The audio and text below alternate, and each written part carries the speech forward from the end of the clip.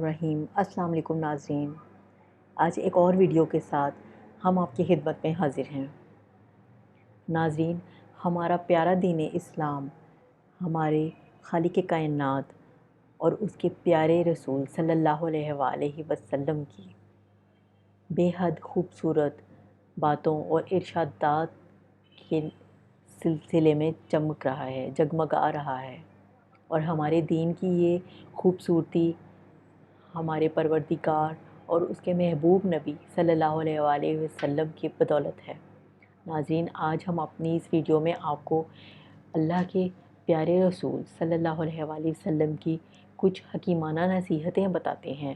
جن پر عمل پیرا ہو کر ہر مسلمان اپنی زندگی کو سنوار سکتا ہے، اپنی آخرت کو بہترین بنا سکتا ہے۔ تو ناظرین، ابتدا کرتے ہیں اپنے اس ٹاپک کی۔ آپ صلی اللہ علیہ وآلہ وسلم نے اپنے اصحاب کو اسلام سکھایا اور پھر ان کی تربیت کر کے انہیں اچھا انسان بنایا۔ حضرت ابو ذر غفاری رضی اللہ عنہ سے مروی ہے، انہوں نے فرمایا کہ مجھے میرے محبوب دوست صلی اللہ علیہ وآلہ وسلم نے 7 باتوں کا خاص طور سے حکم فرمایا ہے۔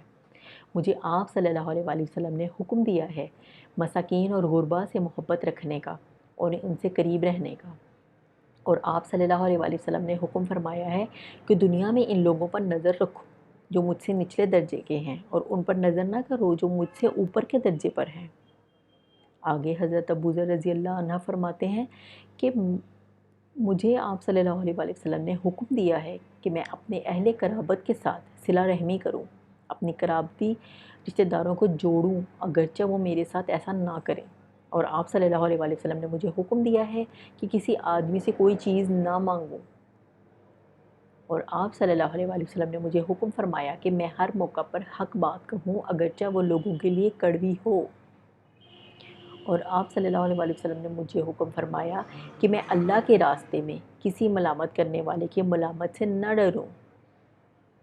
اور مجھے حکم فرمایا کہ میں کلمہ کثرت سے پڑھا کروں کیونکہ یہ سب باتیں اس خزانے سے ہیں جو عرش کے نیچے ہے۔ حضرت ابو ذر غفاری رضی اللہ عنہ رسول صلی اللہ علیہ وآلہ وسلم کے چہیتے صحابہ میں سے تھے، ان کا شمار سابقون الاولون میں ہوتا ہے۔ رسول اللہ صلی اللہ علیہ وآلہ وسلم ان پر خصوصی شفقت فرماتے تھے۔ جب وہ مجلس نبوی صلی اللہ علیہ وآلہ وسلم میں موجود ہوتے تو آپ صلی اللہ علیہ وآلہ وسلم سب سے پہلے انہی کو مخاطب فرماتے۔ وہ رسول اللہ کے منظور نظر تھے اور انہیں خلیل رسول اللہ صلی اللہ علیہ وآلہ وسلم کہا جاتا ہے۔ رسول اللہ صرف معلم ہی نہیں تھے بلکہ مربی بھی تھے۔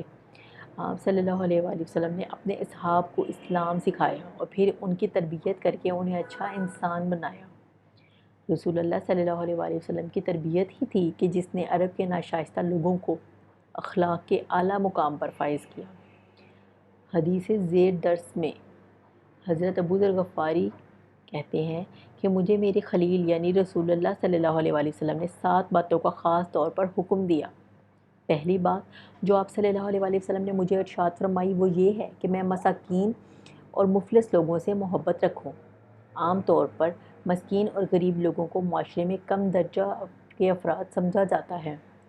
دوسرے لوگ ان کو کوئی اہمیت نہیں دیتے اور نہ ان کے ساتھ تعلق پیدا کرنے کی کوشش کرتے ہیں۔ یہ وہ لوگ ہیں جن کو اللہ تعالیٰ نے رزق کی فراخی نہیں دی، اور رزق کی فراخی کسی شخص کے لیے اچھا اور معزز ہونے کی علامت نہیں۔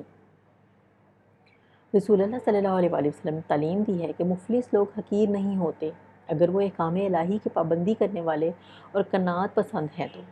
وہ مالداروں سے اچھے ہیں، کیونکہ دولت مند لوگ مال خرچ کرنے میں عموماً بخل سے کام لیتے ہیں یا مال ناجائز کاموں میں خرچ کرتے ہیں اور برتری کے ذوم میں مبتلا ہو کر مسکین اور غریب افراد کو حقارت کی نظر سے دیکھتے ہیں، اور یہ بات اللہ تعالیٰ کو پسند نہیں۔ غریب اور مسکین لوگوں کے ساتھ نشست و برخاست اور میل جول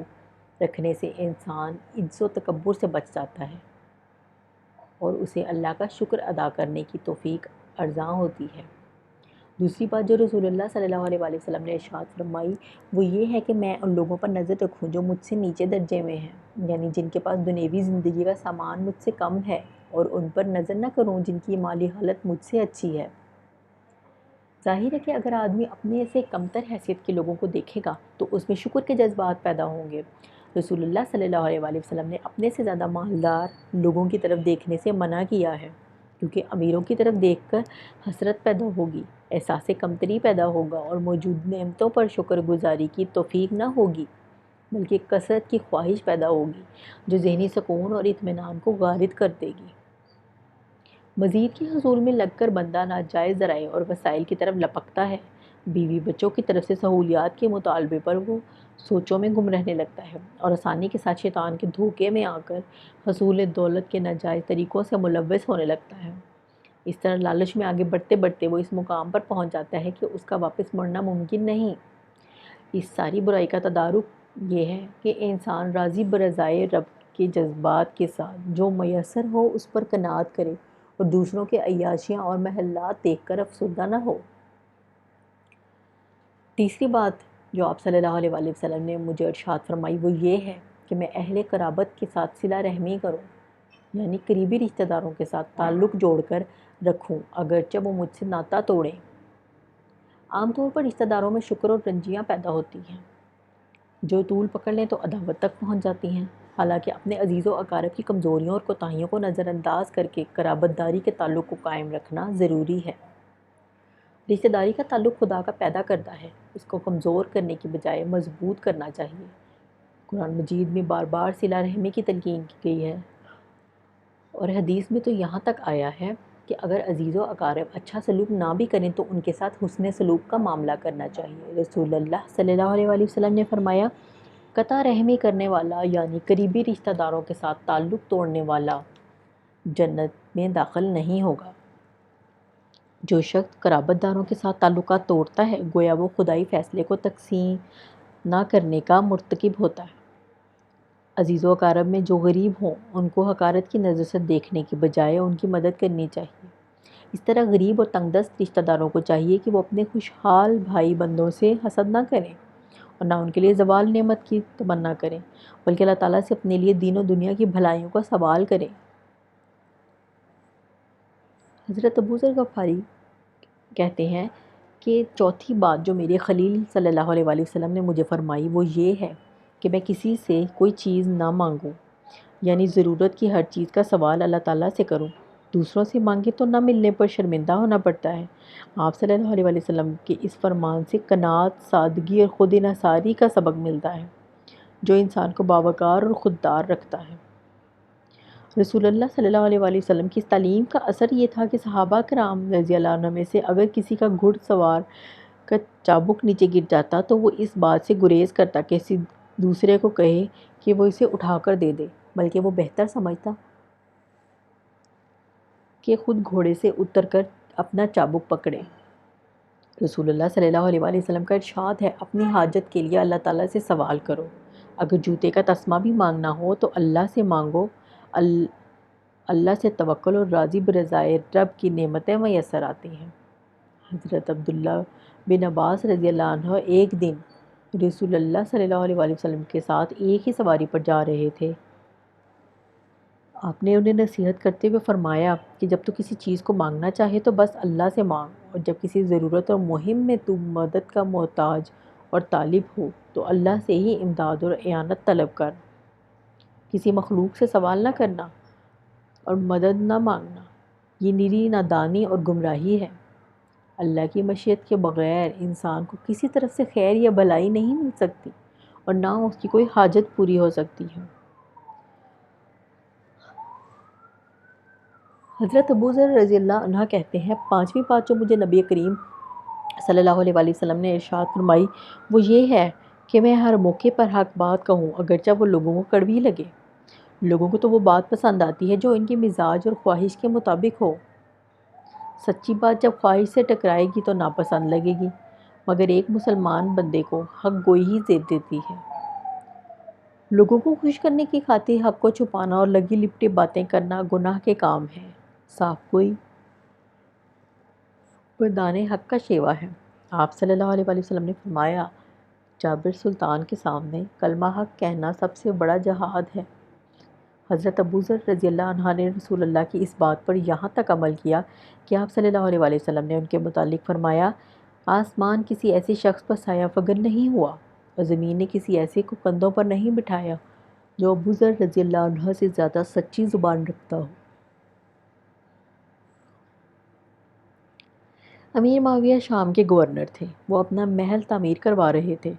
حضرت ابو ذر رضی اللہ عنہ نے دیکھا تو امیر معاویہ سے مخاطب ہو کر کہا،